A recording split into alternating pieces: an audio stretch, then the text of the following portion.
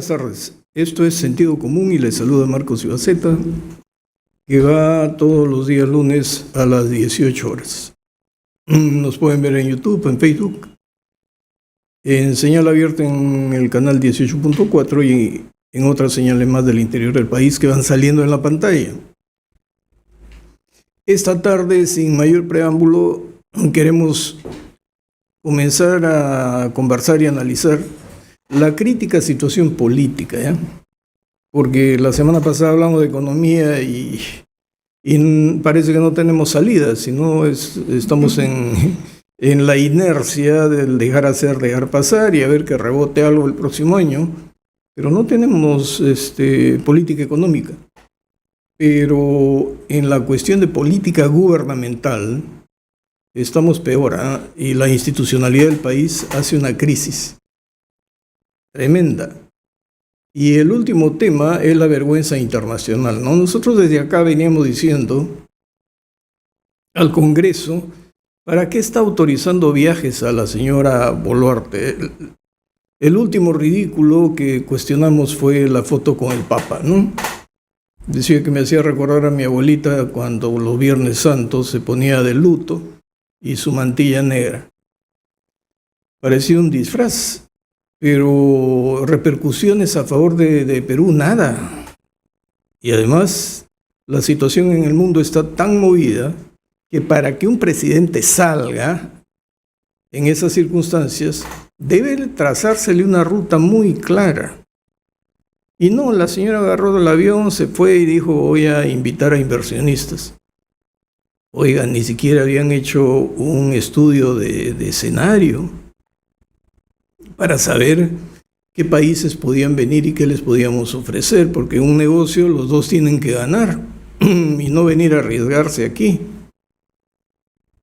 Y el último viaje, creo que la señora Boluarte y su gente no entiende que ella como presidenta encarna a la nación. Si ella quiere humillarse, cuando deje de ser presidente, que vaya y se humille y que la humillen como les dé la gana a los que traten con ella. Pero una humillación a ella en este momento, cuando va en representación del país, es una humillación al Perú. Y no sé si alguien se ha sentido bien al observar ese trato diferenciado de Estados Unidos para con el mandatario chileno y la mandataria peruana. Al mandatario chileno lo recibió, tuvo una reunión, trataron temas bilaterales, multilaterales, vaya uno a saber, pero a nuestra presidenta simplemente le permitió acompañarle por una escalera tomándole de la mano y punto, es decir, nos trató con la punta del zapato. Como país que representamos nosotros en Latinoamérica, entonces nada. Nadie se fija y a nadie le importa. Y mientras tanto nosotros queriendo quedar bien con todo el mundo, no pues. Eso en una persona es falta de dignidad, falta de personalidad, falta de carácter. Y me hace recordar al Paco Yunque de nuestro gran poeta, ¿no? César Vallejo, donde iba al colegio y el más rico de la clase lo humillaba y lo trataba como quería, únicamente porque el papá de Paco Yunque era un servidor del papá del abusivo. Bueno, la señora Boluarte quiere seguir haciendo de Paco Yunque. Ya tenemos muchas historias trágicas, ¿no? En las novelas indigenistas y en esta obra de César Vallejo, pero vamos a conversar sobre el tema. Bienvenido, Quique. Un gusto. Muy buenas tardes, estimado Marcos. Encantado, como siempre, estar en Onda Digital y en tu programa, como siempre. Gracias. Bueno, ¿qué te parece, a grosso modo, lo que está ocurriendo? Bueno, terrible. Hemos analizado un poco la economía la semana pasada, en coincidencia con Wilder aquí también. Sí. El panorama de la recesión ya admitida no parece tener un atisbo de solución, no hay ideas, no hay imaginación alrededor de este tema. y lógicamente los sectores productivos que de una u otra manera también están relacionados con economía, minería, agricultura, comercio exterior, producción, etcétera, lucen una parálisis bastante ostensible. Pero del otro lado, en cuanto a lo político, al momento, digamos, social del país, creo que no se está dimensionando la profunda brecha que se está generando, la profunda división que va a existir entre la realidad de los políticos, digamos, institucionales, los que tienen poder en el Ejecutivo, en el Parlamento, y la población. Creo que esto ha empezado a agravarse a partir de las declaraciones tanto del premier Otárola como de la presidenta Boluarte respecto a que el país está pacificado. Pacificado se entiende como que hubiera un clima normal de paz social que puede ser alterado por factores políticos como protestas, por ejemplo, que sí evidentemente han menguado, ya no existen mayoritariamente, pero que están quebrados igual o peor aún por el fenómeno de la inseguridad ciudadana. Y ahora se suma a esto el hecho de que, habiendo anunciado la recesión, teniendo la inseguridad absolutamente descontrolada, desbocada, teniendo además, dicho sea de paso, estando en Lima, habrás notado que ayer ha llovido de una manera impredecible. Sí, pues. Y esto es solamente el inicio de lo que estoy seguro que va a ser un efecto complicado de la naturaleza, sobre todo en el norte del país. Con todo ese preámbulo y esa circunstancia actual, ella decide viajar. Hace un primer viaje absolutamente estéril, se saca una foto con el Papa, que parece que no estaba muy contento de verla también, y ahora prácticamente lo que estamos discutiendo aquí es otra cosa, porque parece que ha habido de por medio una mentira al Parlamento. Ojo. Acaba de renunciar la canciller Gervasi hace algunas horas, pero antes, me parece, se ha hecho conocida, creo que hace unos minutos, la carta de renuncia del embajador también de Perú en Estados Unidos. Recién se ha publicado. Recién se ha publicado, seguramente debe ser anterior porque la canciller parece que también da un paso al costado. Bueno, terrible, terrible. Creo que aquí lo mencioné y en otros espacios también. El Perú estaba debilitado desde el punto de vista internacional al no ser posible que la presidenta pueda viajar. Creo que el Parlamento en ese sentido no se equivocó en habilitarle un mecanismo. Recordarás que Otárola fue representando al país a otros viajes, incluso no le dieron la mano en algunos, porque no era evidentemente el jefe de Estado, no era el presidente. Y me parecía bien que para determinadas cuestiones muy puntuales y muy importantes para el país, sobre todo donde se puedan tratar temas de economía, digamos, a gran escala, o posibilidades de inversión o de interés de otros países en el país o de bloques, Boluarte pueda salir. Pero para lo que lo ha utilizado es para, digamos, nada fértil para el Perú. Y creo que el Parlamento de ahora en adelante va a tener que actuar de una manera distinta, más severa, y creo que reduciendo la posibilidad de estos viajes que hasta ahora parece que no le traen o no le van a traer nada bueno al país. Pero aquí hay que preguntarnos, Biden fue despectivo, ¿no?, con nuestra presidenta y dijo no te recibo, o es que no hubo coordinación ni hubo acuerdo. No, yo creo todo lo contrario. Yo creo que más bien ha sido muy amable, porque si tú eres el presidente de los Estados Unidos y viene un presidente o presidenta, como quieran, que no está en agenda, es bastante más bien que hayas tenido un gesto de cortesía, de haber pues cambiado unas palabras, haberlo acompañado a subir las escaleras, no lo sé. Yo no le reprocharía, digamos, nada a Biden, ¿no? Yo creo que el papelón lo genera el equipo de la presidenta. No haber coordinado una cosa como esa. Y evidentemente, y tú lo señalas, y en efecto es doloroso, porque tengamos nada particular contra Chile. Creo que nuestra hermandad ya con los años se ha asentado. Pero digamos un país del vecindario, lo mismo hubiéramos dicho de Colombia o cualquier otro país, que es recibido en una visita obviamente protocolar, rodeado de sus equipos de trabajo, de la Cancillería, de diferentes ministerios. Esa es una reunión bilateral que le puede traer algo, esperemos, positivo para Chile. Lo mismo hubiera pasado si el Perú hubiera hecho seguramente también una reunión con esas características, lo cual no fue así. hay una obsesión de intentar presentarnos a una Boluarte cerca de Estados Unidos, me parece, de parte de ella, una ansiedad muy grande. Es la segunda vez que toma el nombre de alguna forma de Biden. Acuérdate que hace algún tiempo dijo que habían sostenido también una conversación y lo único que hubo fue una foto porque estaban en un mismo evento. Sí, pero acá había un tema adicional. Por eso es que nos interesa el tema de la relación con Estados Unidos. Los funcionarios norteamericanos y voceros de la Casa Blanca han expresado su preocupación por las grandes inversiones que China realiza en el Perú. Y eso en realidad o es un aviso para nosotros, es una advertencia. Bueno, eso había que ir a aclarar, que cualquiera que quiere invertir viene a invertir y a poner su tecnología. Y nosotros aprendiendo para ir haciendo lo nuestro también, ¿no? Entonces, o Estados Unidos está preocupado que le dejemos invertir a China, pero nadie más viene a invertir. Entonces, ese era el punto determinante de un diálogo.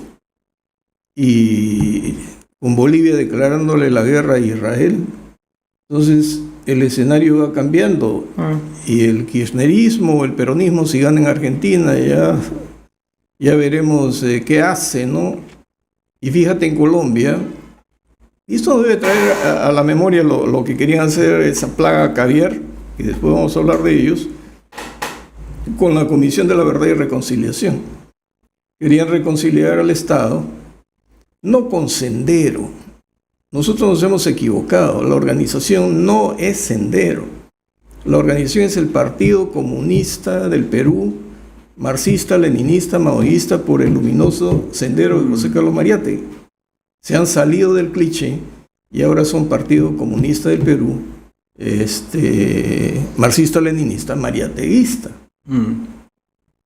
Y a Sendero, el logotipo de Sendero lo han sacado y han colocado Movadef. Entonces, ¿por qué te digo que hay que acordarnos de esto? Porque recuerda que Churliza, después de las barbaridades que hizo negociando con los líderes terroristas en el frontón, se fue al equipo negociador en Colombia, con Santos, entre el Estado colombiano y las FARC. Les perdonaron todas las FARC y les dieron un cupo sin necesidad de elecciones en el Congreso colombiano. Entonces acabo de leer que las FARC han roto el diálogo con el gobierno, creo. Han secuestrado 100 soldados. Creo que tienen secuestrado al papá de un futbolista. Y han roto relaciones y vinculaciones amicales con Petro. ¿Eso qué significa? Que otra vez vuelven a las andadas y el Estado colombiano está debilitado. Igual nos está pasando. Porque recuerda tú que creíamos que habíamos ganado y ahora estamos descubriendo que no, que están adoctrinando a nuestros niños. Bueno, todo eso está sucediendo en un contexto de guerra, ¿no? Porque la guerra Rusia-Ucrania es Occidente-Oriente. Básicamente. Israel con los palestinos está a punto de convertirse en Occidente-Oriente también. Entonces ahora hemos leído que ya Israel bombardeó el Líbano y puede ir bombardeando también Siria, ¿no? Nadie ha hecho análisis de ese contexto. Torre Tagle está mudo. Y recuerda que Irán ha declarado que va a entrar, si es que hay una precipitación israelí, sí, van a entrar a la guerra, ¿no? Y es obvio que esa es la razón por la cual se han movilizado portaaviones de Estados Unidos, ¿no? Para darle a entender de alguna manera a Irán que mantenga la tranquilidad. Pero fíjate, hay un portaaviones en el Mediterráneo y hay otro portaaviones a la entrada del Golfo. Sí, claro. Son dos. Con eso a Irán le dice quédate Así es, que ande despacio. Quédate quieto y ve despacio. Pero Torre Tagle no se define. Boris ha surgido pues de la ultraizquierda y de esos movimientos destructivos en Santiago. Pero el tipo se ha vuelto más moderado, mantendrá sus ideas, llamó a su embajador en Israel para consultas, pero no ha tomado una decisión. Porque yo entiendo que allá se discuten temas de Estado y no de gobernante, y no de gobierno. Pero con la señora Boluarte, ¿qué tenemos? Política internacional. Torre Tagle no nos dice nada. Entonces, si no hay política internacional, estamos a la deriva. No, nuestros mercados pueden debilitarse y el próximo año nuestra relación con el mundo es muy, muy difusa, ¿no? Muy confusa. Y qué bueno que has tocado el filón internacional, porque sería interesante analizar algunas de las cosas que han pasado en el continente. Y creo que esto va a ser pedagógico para quienes nos pueden seguir. Y es que la presencia, sin duda, de China se ha incrementado muchísimo en América Latina.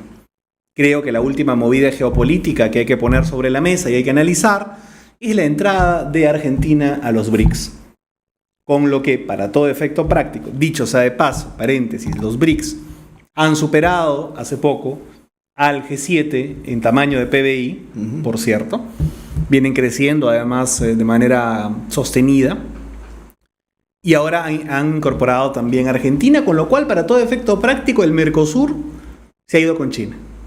Sí, sí. Porque Brasil, a pesar de que un grueso sector de gente de Estados Unidos, de opinantes, periodistas, estaban entusiasmados más con Lula que con Bolsonaro, lo cual imagino que es argumentable de cada lado. Lo curioso es que lo primero que ha hecho Lula ha sido ir a visitar China y tener prácticamente un acuerdo y un acercamiento con Xi. Parece que no era un cálculo que pensaban que podía darse, ¿no? El punto es que sin el Mercosur, y con el peso además de Brasil inclinado para China, para Oriente, lo que tú dices, creo que cobra vital importancia para los Estados Unidos, en todo caso, una relación buena, sana, continua y fluida, con lo que podría llamarse la Alianza del Pacífico, ¿no? Sí, pero especialmente con el Perú. Especialmente con el Perú. Porque Brasil y Argentina miran al Atlántico. Y China está abriendo el puerto para el Pacífico. Y ahí viene justo lo que iba a decir. Entonces, si Perú, digamos, Ecuador, no solamente los que están dentro de la alianza, ¿no?, sino Perú, Ecuador, Colombia, son importantes, son de importancia capital ahora, Chile también. Creo que con Chile hay una perspectiva mejor para ellos. Boric, si bien es una persona que viene de la izquierda, creo que conforme se asiente en el gobierno, o pasa el tiempo en el gobierno, está sufriendo un proceso de socialdemocratización. Imagino por el ejercicio del poder, al darse cuenta que una cosa es la agitación universitaria, callejera, y otra cosa es gobernar un país, además, que había venido creciendo sostenidamente. Bolivia es evidentemente un desorden. Creo que es un país que social y económicamente va a explotar el próximo año. Creo que ya no es sostenible el modelo que ellos venían teniendo, porque se basaba fundamentalmente en narcotráfico, contrabando y oro ilegal peruano, que hoy día tienen menos. Entonces, creo que Estados Unidos de todas maneras mira ahora ya un poco más a América Latina, pero cuando la ha mirado se ha dado cuenta de una cosa importante. Que China ha desarrollado la política de la nueva ruta de la seda, que básicamente, en esencia, significa infraestructura e inversiones en América Latina y en África y entre otras partes del mundo. Y dentro de eso, un proyecto absolutamente potente es el del megapuerto de Chancay, que va a colocar a Chancay dentro de los 3 o 4 puertos más importantes de toda la costa del continente. El tercero, para ser precisos, superando a Chile. Sí. Evidentemente eso va a ser un diferencial. Entonces se alarman, porque además le suman a eso la posible integración vertical en el tema eléctrico de los chinos también, es decir, tienen infraestructura, puerto. El puerto no tarda, al ser tan potente, en desarrollar una derivada, no sé si china o no, o relacionada con China, yo creo que va a ser así, con su buena relación con Brasil, para terminar alumbrando el proyecto del tren bioceánico. tarde o temprano, ya que ya tienen el puerto y tienen una buena relación con Brasil, 1 más 1 es 2, y yo creo que el tren bioceánico va a salir rápidamente también. Sí, pero acá había que tener en cuenta dos reacciones que han sido importantes y que nadie lo ha valorado. La princesa japonesa tuvo palabras, ¿no?, para resaltar la importancia del comercio con Perú. O sea, en un gobierno, en un estado como esos, hay expresiones que no se dicen al azar. No, para nada. Y ahí viene por lo que siguiente. Mira, estábamos justamente en ese desarrollo. Estados Unidos ve que lógicamente las inversiones asiáticas, fundamentalmente chinas, que son los que rivalizan, están penetrando en el país. Entonces yo creo que despliega dos acciones, directas e indirectas. La directa, que creo que es de mal gusto, es dar recomendaciones públicas sobre las inversiones. Yo creo que las inversiones y la política son como la física, ¿no? Cualquier espacio vacío se llena. Así es. Parte de esas inversiones chinas, por cierto, han sido ventas de empresas o relacionadas con inversiones norteamericanas. Entonces, si no querían que China invierta aquí, no lo hubieran vendido, ¿no? Para empezar. Es decir, mi mercado ya no está mirando a Perú, mi interés político no está mirando al Perú, mi interés geopolítico no está mirando al Perú, pero tampoco quiero que te acerques a China. Yo creo que eso no es muy inteligente, no es muy aceptable. En fin, pero del otro lado creo que están haciendo algo que sí me parece inteligente y que si tuviéramos una clase dirigencial política en el Ejecutivo en este momento, más audaz, inteligente, preparada, podríamos sacarle provecho. Porque ¿qué haría, por ejemplo, un Alan García en este momento, ¿no? Yo creo que iría a tocar la puerta al Japón, a Corea del Sur, a la India, a la Unión Europea, a decir, no hay un favoritismo con China, China tendrá todas las comodidades que todo inversionista puede tener en el Perú. Vengan todos. Cosa que Boluarte no tiene ni la menor idea. Y claro, porque como hay una alianza y hay una petite guerra fría, un preámbulo de una guerra fría, Japón está claramente alineado con Estados Unidos, Corea también lo está, ni qué decir de Taiwán. Y todos esos intereses que se pueden sumar, la misma Unión Europea, sobre todo provocado ahora por el conflicto al que ha sido arrastrado por la precipitación también de OTAN, dicho sea de paso. Yo no justifico a Putin, Putin es, creo, un criminal de guerra, creo que es un tipo absolutamente fuera de sí, pero era obvio que si tú tienes a una persona, digamos, poco estable al frente y lo provocas, no esperes tú que no reaccione, ¿no? Y evidentemente que Ucrania, que limita con su territorio, ingrese a la OTAN, iba a desatar pues una reacción. ¿Qué cosa pensaban? Que no, obviamente sí. Y además, cuando ya terminó la Guerra Fría, uno de los entendimientos había sido que, digamos, las zonas fronterizas cercanas a la ex Unión Soviética no iban a ser parte, no iba a haber una avanzada de la OTAN sobre esos territorios en cuanto a membresía, lo cual no ha pasado necesariamente, como tú bien sabes. Por lo tanto, creo que la segunda parte es más bien que creo que el mismo Estados Unidos debe estar impulsando, aconsejando a sus aliados en el mundo también que disputen las posiciones y las inversiones en América Latina y en África a los chinos. Ya, pero ¿por dónde van a comenzar? Porque antes de la princesa del Japón hubo otro pronunciamiento que lo comenté acá. Porque Inglaterra, nosotros para Inglaterra no existimos. Ya sus aliados de Chile. Pero recuerda la reconstrucción, los panamericanos. Creo que fueron con los ingleses, ¿no? Sí, pero en política... No, lógicamente tienen una suerte de relación especial. Me llamó la atención un mensaje conmemorando un centenario más de las relaciones comerciales con Inglaterra del mismo rey Carlos III. Y cuando leí esa declaración, coincidía con la incorporación de Inglaterra al Tratado Transpacífico. Y el Tratado Transpacífico es el comercio con el Asia y que tiene que ver con APEC. Y nosotros no hemos dicho nada. Y nuestra Cancillería tampoco ha desarrollado nada. Entonces, como tú dices, hubo que tomar ese impulso, pero Me dicen, por ¿quién? ejemplo, que hay mucho interés de otros países en desarrollar un puerto también potente en el país hacia el sur, el puerto de Corío, por ejemplo. Sí.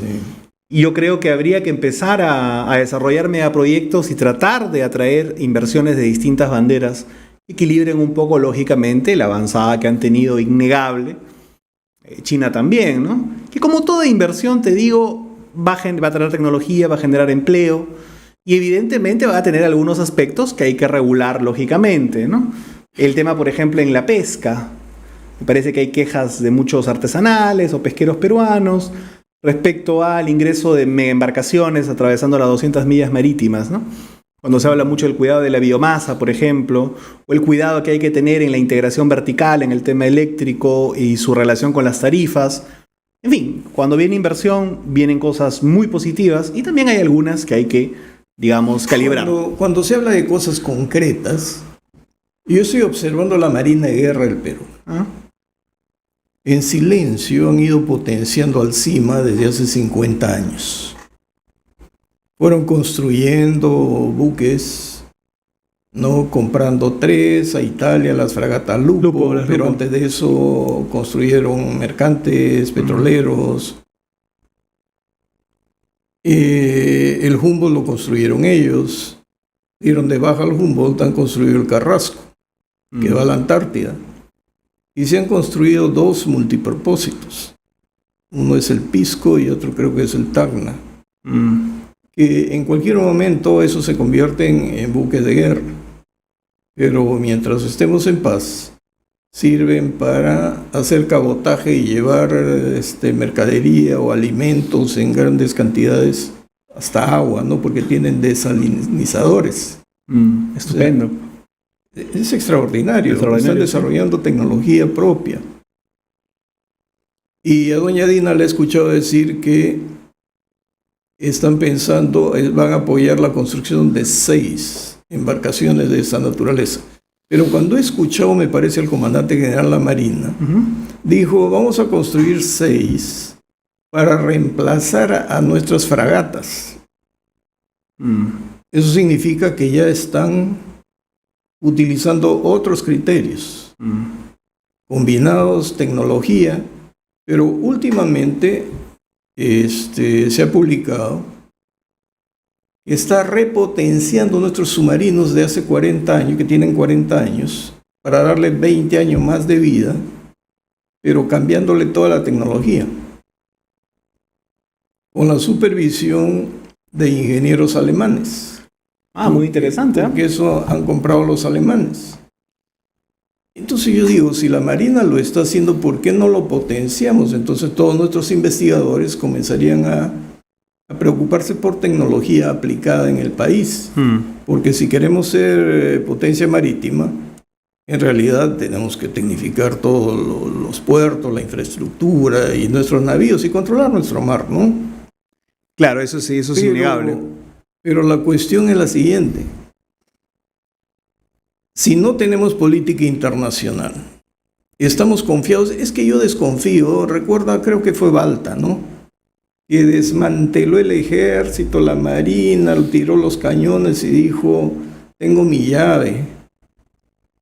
Y cuando se produjo el conflicto del Pacífico, estábamos desarmados por completo. Entonces, Vispacem Parabellum, ¿no? Dice, prepárate para, si quieres la paz, prepárate para la guerra. No porque tú vayas a provocar un conflicto, pero que no te vean la cara de tonto, pues, y que no tienes cómo defenderte. Porque yo creo que hace unos años la opinión pública hubiera estado orillada a pensar que era una exageración el hecho de que pudiera desatarse o precipitarse un conflicto. Creo que el día de hoy, con lo que hemos vivido en el extremo de Europa, entre Rusia y Ucrania, con lo que estamos viviendo actualmente en el Medio Oriente, ya no es algo lejano pensar que la guerra puede ser una realidad de ahora. Te estaba hablando de Colombia también por lo siguiente. Porque las FARC con el ELN El que secuestró el papá del futbolista, creo, es El Ejército de Liberación Nacional. Exacto.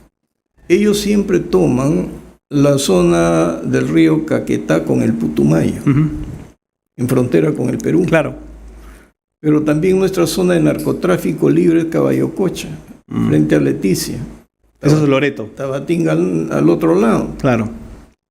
Y con Petro, que no se sabe a quién responde,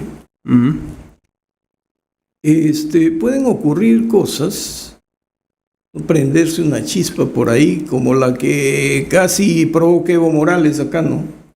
Y mira que no hemos sabido cómo responder, ni siquiera con organización, cuando Puno se levanta. Sí. Políticamente estamos indefensos. Sí, a eso me refiero.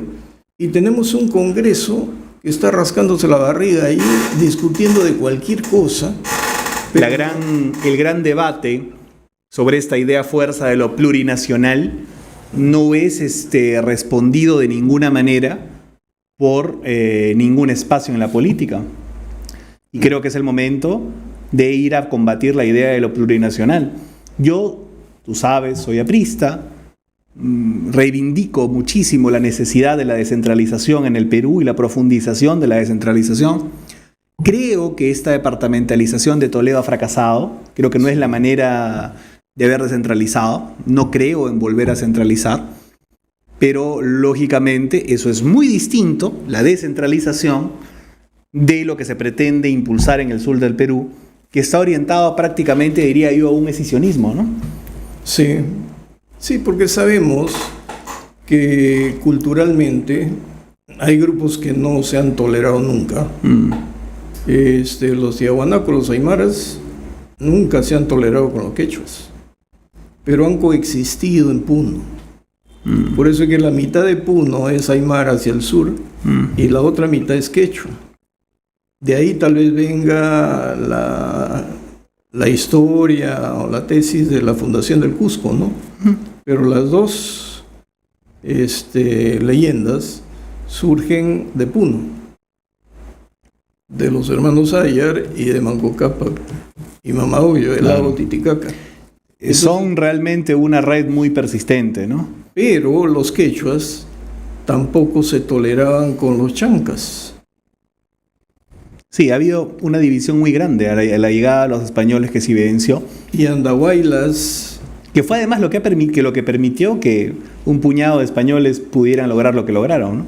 Porque tenían el respaldo de muchas de las etnias que estaban disconformes con, digamos, la forma como conducían las cosas los incas, ¿no? Y porque además, mira, no te olvides que los Wari eran los pócaras con los Nazcas, una coalición, pero que no andaban bien con los chancas, que ya habían sido derrotados, y los huancas eran enemigos de los quechuas.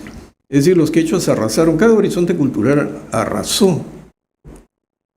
Por lo tanto, cuando hablamos de pluriculturalidad, no hemos hecho estudios antropológicos adecuados, porque todas las tesis de las universidades se han realizado en biblioteca. O sea, no tenemos tesis de sociología y antropología con vivencia en el campo mínimo 2 años, ¿eh? Porque en la selva yo veía a los extranjeros, a los europeos, hasta los norteamericanos que venían y vivían en cabañas y a veces no tenían para comer, pero estaban elaborando sus tesis. Al cabo de 2 años se iban con su tesis. Pero eran tesis con datos del campo. Sí. Acá no tenemos. Por eso es que cuando se quiere desarrollar una política de Estado dentro de nuestra multiculturalidad, no conocemos a cada cultura. Y lo que tú dices, cuando Toledo viene con su tontería sin estudio, dice voy a regionalizar y junta a culturas. Además solamente hace supuestas regiones sobre departamentos, ¿no? Algo que no era la idea. Sí, pero si vas a hacer eso y vas a poner en un mismo saco a 2 culturas que se ven a la distancia, bueno, pues úneles económicamente, desarrolla infraestructura. Nosotros teníamos históricamente la propuesta de Pulgar Vidal, que eran las regiones horizontales, que eran, digamos, sostenibles, sustentables económicamente, ¿no? Pero evidentemente eso no se profundizó. Intentamos una primera etapa de descentralización, 1989, hicimos 10 regiones, me parece. Fujimori también las liquidó, evidentemente dejó sin efecto pues, la posibilidad de que fueran electas. Hubieron CETARs en ese momento, me parece, fueron designaciones, y evidentemente centralizó todo el poder. Y creo que ahora debemos ir a un debate sobre esta descentralización. Pero a lo que voy es que, más allá, digamos, de lo pluricultural, más allá incluso de lo potencialmente plurinacional, lo que aquí se está construyendo políticamente es la ambición del escisionismo en el sur del Perú. Porque ni siquiera está la idea, o podrían decirnos que la idea primigenia es, somos un Estado plurinacional, hay varias nacionalidades dentro. Bueno, podríamos debatirlo. Pero a lo que ellos se orillan al final es que cada una de esas nacionalidades, o por lo menos algunas, las más importantes imagino, tengan un territorio diferente y por lo tanto puedan escindirse del Estado, digamos, mayor, ¿no? Y puedan ya independizarse prácticamente. Y eso es lo que quieren hacer fundamentalmente en el sur del Perú. Eso es lo que yo alerto. Y eso es lo que este modelo ha llevado, por ejemplo, a lugares como España, porque viene evidentemente de Europa. Y ha sucedido esto con Cataluña, por ejemplo, ¿no? Barcelona, y en fin, en diferentes países, o nacionalidades en todo caso, que aspiran a ser países. Y lo que puede suceder aquí también, lo que se importó en Bolivia como una perspectiva de lo plurinacional, para que Evo, digamos, tuviera fuerza electoral. Lo que se impulsó, recuerda, en Chile, que terminaron reconociendo muchísimas supuestas nacionalidades, terminó en una composición de una asamblea absolutamente desordenada, generando un texto constitucional que parecía la suma de un código civil y un código penal de 600, 800 artículos, no recuerdo. Era una locura. Pues. Que era una locura que terminó siendo votado en contra de la sociedad que quería cambio. La sociedad quería cambio de constitución, pero no lo que ellos prepararon. Por lo tanto, estas ideas que se introducen son muy peligrosas, que las identifico como complejas. Ahora, ¿por qué estamos conversando de multiculturalidad? ¿Y por qué digo que doña Dina encarna a la nación? Porque en el Congreso se supone que están representados todos los sectores nacionales, ¿sí? Y la pluriculturalidad. Pero no hay respuesta política adecuada. Y si no hay respuesta política adecuada, no significa que el Congreso va a invertir, ¿no? Pero debe trabajar en generar marcos normativos. Pero si ni siquiera hay respuesta para la seguridad, y hablábamos de la plaga caviar y de los acuerdos, etcétera, sabemos lo que ha pasado, sabemos cómo se han salido del marco de la ley antiterrorista, todos, y en el Congreso, bien, gracias, no se está trabajando el tema. Y hace años que el asunto de un rebrote, digamos, complicado alrededor de estas ideas extremistas en los claustros universitarios viene siendo, pues, alertada hace muchos años. Sí, pero... Y no hay ninguna reacción, ¿no?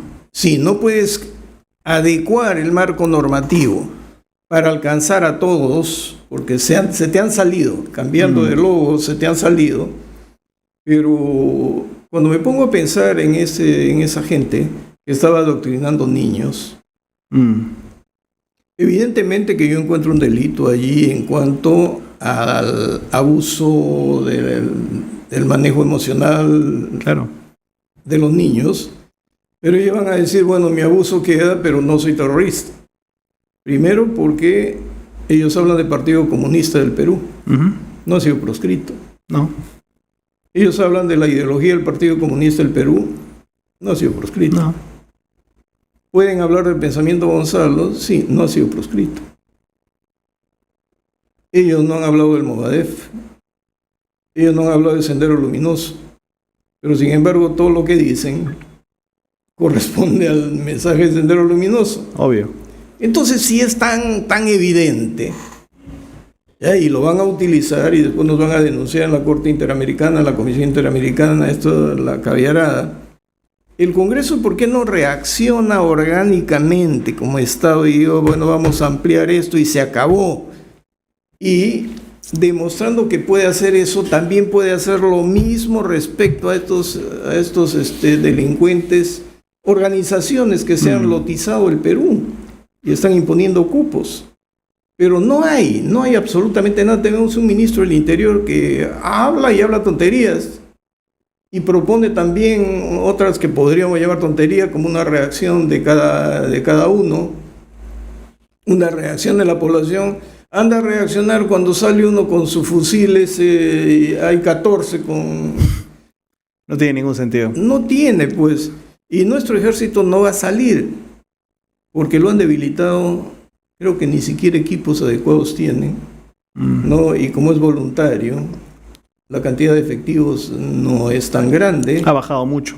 Creo que la policía triplica en efectivos a las mismas Fuerzas Armadas. Sí, claro. Pero también la policía está a su suerte, porque se manosea el Ministerio del Interior como se quiere. Recién se están recomponiendo, pero todavía no alcanza esa autoridad moral que se necesita. Por eso cuando tú preguntaste, sería conveniente devolverle a la policía la facultad de investigación. Yo me puse a pensar y dije, tal vez, respecto de las grandes organizaciones criminales, sí, pero con la vigilancia de un fiscal, no que el fiscal la dirija, porque no tiene capacidad. O sea, frente a las grandes organizaciones, los fiscales pueden dirigir investigaciones respecto de crímenes, pero de los crímenes pequeños, eso, por ejemplo, necesita un debate mayor, porque cuando la policía tenía a su cargo las investigaciones no era un lecho de rosas. No, evidentemente. Y ese es un argumento para los que se oponen también, Sí, ¿no? pues yo recuerdo cuando la Policía de Investigaciones con la Guardia Civil se agarraba a balazos para adjudicarse una captura importante. Claro. Y siempre había líos entre ellos. Pero ahora, como son uno, pueden haber especialidades para una y otra cosa, y creo que ya han aprendido a convivir, pero no tienen en este momento credibilidad también, porque uno va a la comisaría y la gente te va a decir en la comisaría, si al fiscal no le encuentro y en el proceso no funciona el fiscal, cuando voy a una comisaría lo que encuentro es la mierda, ¿no? Entonces, ¿cómo encontrar el punto medio? Pero tampoco es objeto de debate en el Congreso. No, ni hablar. No se necesita ir a un pleno, necesitan llamar a la gente especializada a constituir comisiones de trabajo. Así es. Para hacer análisis y después un debate político, ¿no? Más abierto, más enriquecedor. Pero no hay nada de eso. Y es un punto básico y fundamental, ¿no? Un gran debate, digamos, actual. Yo he estado consultando con muchos especialistas y la opinión está muy dividida. Y creo que hay que profundizar más en eso. La seguridad es un tema que está totalmente abandonado a su suerte, ¿no? Pero mientras tanto están por acá los policías, están matando para ahí, acá están secuestrando. Ahora tenemos turba contra turba. Y si esto se multiplica, ¿quién lo va a parar? Felizmente ha salido el director del que me merece respeto, porque yo he sido jefe de la DIRCOTE, ¿no? O DIRCOTE. El que es director ahora de investigación criminal. Y él dijo que iban a ser detenidos todos estos gallegos. Sí, pues. Pero si se detiene a los gallegos en un corto tiempo, significa que la policía está en capacidad de detener a todas las dirigencias, a todos los grupos. ¿Por qué no se hace? Ahora, si no pueden, habría que quebrar algunos parámetros. Por ejemplo, en la época del terrorismo hubo un mecanismo, el rastrillaje, que muchos cuestionaban porque no había controles y podían meterse a la casa cercaban manzanas y casa por casa iban haciendo un barrido. ¿no? Si vamos a llegar a los extremos, creo que no vamos a tener alternativa. Porque ¿cómo se enfrenta tanta delincuencia? Ya nuestro país no puede ser el reinado de la prostitución, pues. Ni siquiera Cuba, que caray, por hambre el turista encuentra prostitución por todos lados. Pero aquí que haya trata de mujeres, tráfico sexual en todas las ciudades del país y que hayan individuos que ganen millonadas y no hagamos nada, significan dos cosas. O que no tenemos capacidad o que hay una corrupción gigantesca. O una combinación de ambas, lo cual sería terrible, ¿no? Así es, porque se habla de bolsas para que todos continúen operando. Sí, y creo que esto es una cuestión que tiene que ver también con la necesidad de articular un equipo de inteligencia para combatir el crimen transnacional, ¿no? Un equipo policial de inteligencia justamente para desmantelar a las bandas de crimen transnacional. Creo que hemos comentado que aquí hay gente no solamente de Venezuela, hay gente de México, hay gente del Medio Oriente, hay gente de Europa del Este, y evidentemente hay que actuar. Acaban de intervenir, no sé si viste, hace pues menos de una semana, una banda asiática. Eran de Asia. Ah, sí. Yeah. Que tenían chicas de Malasia. A extorsionar a los de... Y también hacían extorsión. Y eran de Asia.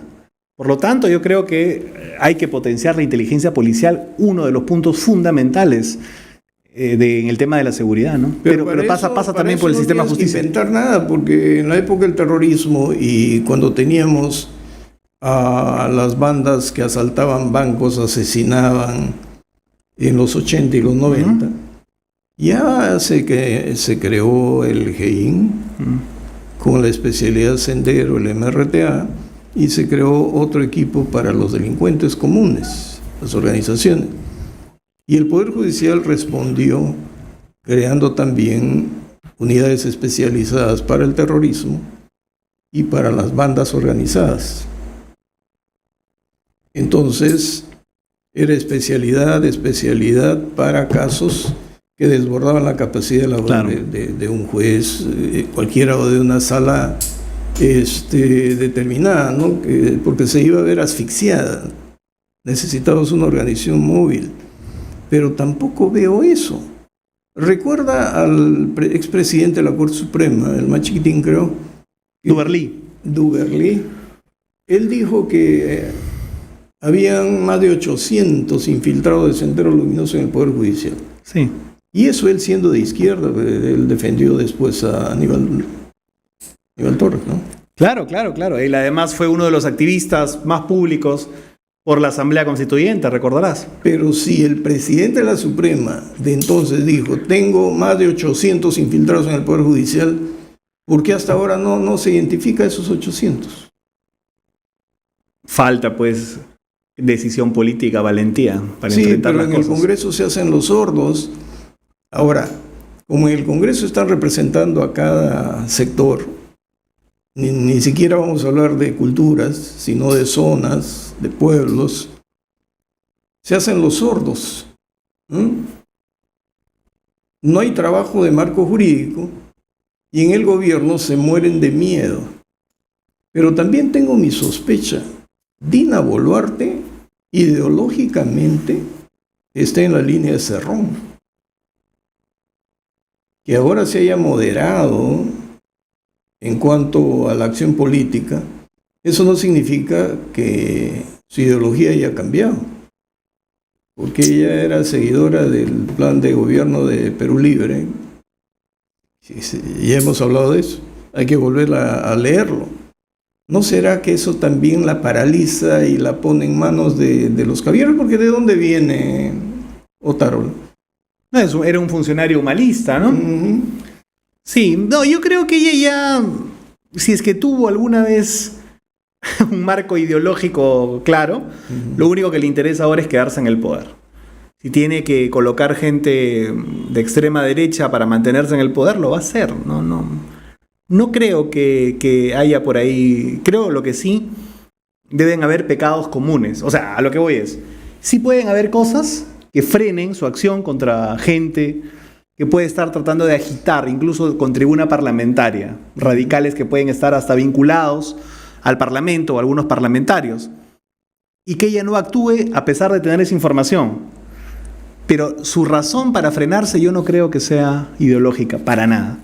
Yo creo que puede ser incluso, recuerda que fue la cajera de la campaña, entonces de repente hay algunas cosas poco transparentes que son secretos que se comparten y por lo tanto por eso no se actúa. Bueno, pero la Fiscalía sigue investigándola. Bueno, y va a seguir. Y Cerrón sigue fugado. Y no creo que lo capturen tampoco, por cierto. Sí, es que está en el Perú ya, todavía. Pero es que coinciden, pues, y las coincidencias acá no son... No. Yo digo que puede estar protegiendo, puede estar evitando que las cosas se pongan feas para la gente de Perú Libre. Lo que yo no creo es que sea por una cosa ideológica. Yo creo que es porque comparten delitos, posiblemente pueden compartir delitos comunes de la campaña, receptación de dineros que saben que provienen de origen ilícito, etc. Pero doña Dina también sabe que cualquier error, cualquier detalle, corrupción, no le van a perdonar. Ninguno de los sectores. Es cierto. Y ha aparecido un hermano, no sé cómo se llama, Nicanor, creo, que justo se reúne con un alcalde y el alcalde recibe 20 millones para sus obras. Entonces han ido a preguntarle a ella y ella dice, mi hermano no es trabajador del Estado y puede recibir a quien le dé la gana. Sí, pues, pero coincide que cuando le van a visitar al hermano hay desplazamiento de dinero hacia el visitante. Curioso, ¿no? Sí, pero esas cosas, si ella no controla o ya la tienen cercada... Bueno, va a terminar seguramente siendo también parte, si sigue así, del fenómeno que ocurrió con Castillo, ¿no? Sí, pero... Castillo cae también en parte por maniobras familiares, claro, recuerda. Pero mira la tragedia para el Perú si eso ocurre. No, sí, claro. Porque tenemos a Vizcarra allí en fila y este señor no lo toca a nadie, ¿no? Cuando hay crímenes muy grandes. Yo creo que en el caso de Vizcarra, pero... yo creo que en el caso de Vizcarra el debate sobre la Junta Nacional de Justicia va a ser determinante. Si la Junta Nacional de Justicia es reformada, al menos parcialmente sus magistrados, yo creo que los vientos judiciales de Vizcarra van a ser sumamente adversos. Y eso puede ser muy pronto.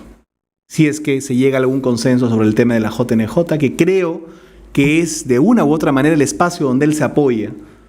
Y yo creo que para la salud democrática, institucional y moral de la patria, sería muy bueno que por fin la justicia alcance a Vizcarra.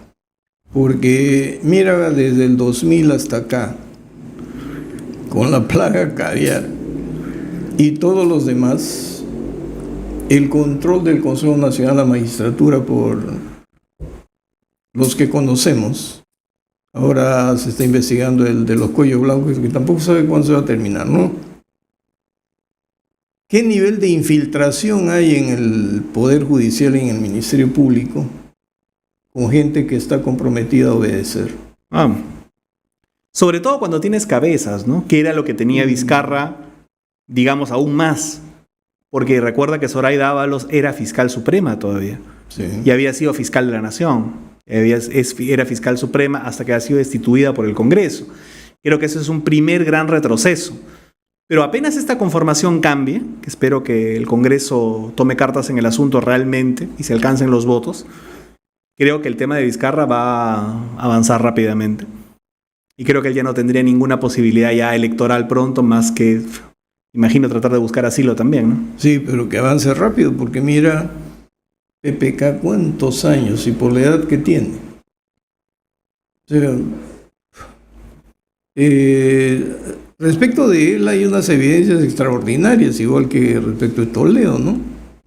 Sin embargo, estos fiscales de Lavajato, ¿cómo han entorpecido esa investigación? Bueno, en el caso del equipo especial, yo sí creo que han actuado para favorecer los intereses de de las brasileñas, ¿no? Las empresas consorciadas de brasileñas con los peruanos, con las peruanas aquí, ¿no? Las megaconstructoras brasileñas.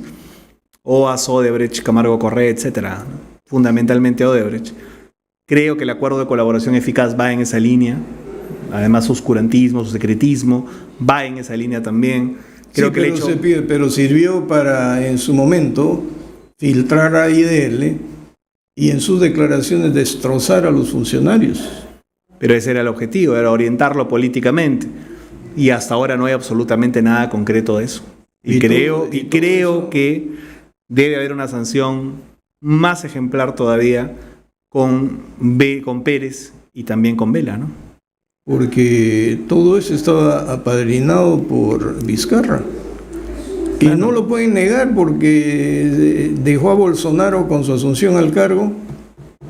Y vino aquí para proteger a sus dos fiscales y terminar de liquidar al fiscal de la nación de entonces. Por supuesto que sobre este asunto, que en parte es medio cinematográfico, inventado, que es el tema de los cuellos blancos, terminaron subrogando a Chávarri y terminaron sacando a Gálvez también, copando el sistema de justicia para el Ministerio Público, poniendo a Pablo Sánchez y a Zoraida al frente de este, y evidentemente con eso orientar al equipo especial para que se convierta pues en prácticamente perros de presa de los enemigos del gobierno, ¿no?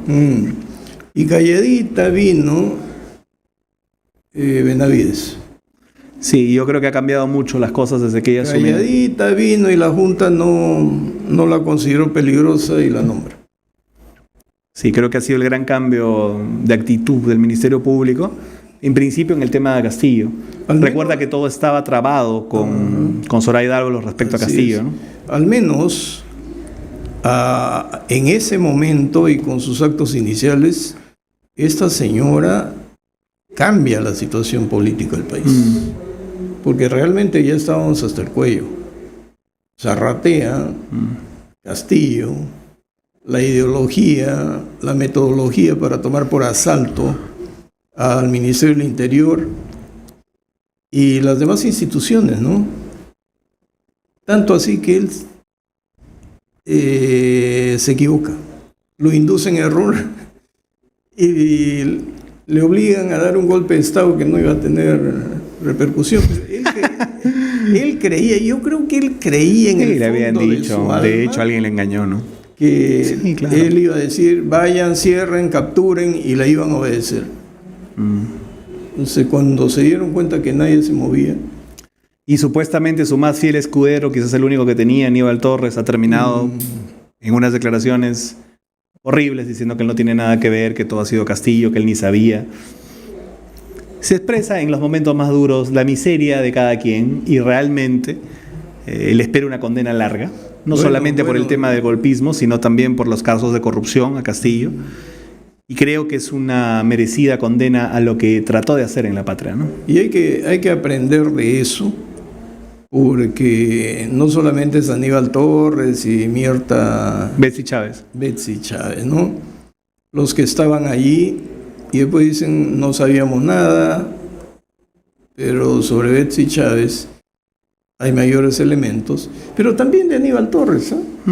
Simplemente que creo que nunca ha sido un hombre pues muy coherente con sus ideas, ¿no? Pero eso recuerda que no le hizo muchas caras, mucho asco al régimen de Fujimori, ¿no? No, pues. A pesar de que era un hombre de izquierda, ¿no? No, pero cuando estaba en San Marcos, absolutamente servil. Sí. Así que yo me acuerdo, yo fui nombrado, elegido presidente de la Corte Superior, y todo el mundo creía que Fujimori me habían nombrado. No, me habían elegido mis pares. Pero él me invitó para premiarme, entregarme una distinción en San Marcos. Entonces, yo decía, mantiene una línea, pero no, cuando lo vi desbocado, dije, no, esta gente no cambia. Pero para terminar, eso nos debe llevar a una lección. No hay lealtad. Mira, acuérdate entre Alan García y su secretario general. La traición de Nava fue terrible, ¿no? Mira, yo cierro con una frase del libro Metamemorias, que no sé si lo has leído, de Alan, te recomiendo que lo leas. Es una crónica manual de política brutal de los últimos 40 años en el país. Dice una frase muy potente. la política peruana es un cementerio de promesas defraudadas. Igual, ¿Cuál? ojalá surja un líder de la nueva generación que ustedes representan. Estamos construyendo ese camino. Y Estamos construyendo ese camino. Que haya un cambio. Muchas gracias. Muchas gracias, Marcos. Como siempre, La encantado de estar hora acá. se pasa volando y con ustedes, amigos, si Dios quiere, hasta el próximo lunes.